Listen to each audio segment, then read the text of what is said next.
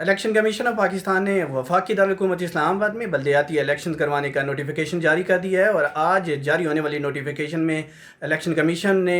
Election schedule جاری کرتے ہوئے آئندہ سال فروری میں 15 فروری کو اسلام آباد میں بلدیاتی الیکشنز کروانے کا اعلان کر دیا ہے، اور اس ضمن میں اسلام آباد کی 121 یونین کونسلز کے لیے پولنگ سکیمز جاری کر دی گئی ہیں، اور اس سلسلے میں ڈسٹرکٹ ریٹرننگ آفیسر اور ریٹرننگ آفیسران کی تعیناتی کے نوٹیفیکیشن بھی جاری کر دیے ہیں۔ ڈپٹی کمشنر اسلام آباد کو ڈسٹرکٹ ریٹرننگ آفیسر کا نومینیشنز کی گئی ہے، جبکہ اسلام آباد کے 16 کالجز میں تعینات جو پرنسپل صاحبان ہیں انہیں ریٹرننگ آفیسر تعینات کرنے کے احکامات بھی جاری کر دیے گئے ہیں۔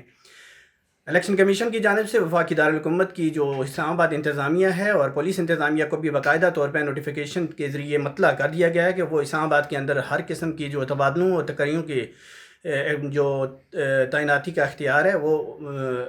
16 فروری تک 15 فروری تک وہ معطل رہے گا، اور الیکشن کمیشن کی پرمیشن کے بغیر کوئی بھی انتظامی افسر تبدیل نہیں ہوگا۔ اس کے علاوہ انتظامیہ کو یہ بھی پابند کر دیا گیا ہے کہ اسلام آباد کی حدود کے اندر کسی بھی قسم کی ترقیاتی کاموں کی انوگریشن اور اس قسم کی حکومتی دیگر سرگرمیاں جو ڈیولپمنٹ سے ریلیٹڈ ہیں انہیں بھی وقتی طور پہ محدود کر دیا گیا ہے۔ الیکشن کمیشن نے یہ حکم اس وقت صادر کیا ہے جب وفاقی دارالحکومت میں اسلام آباد میں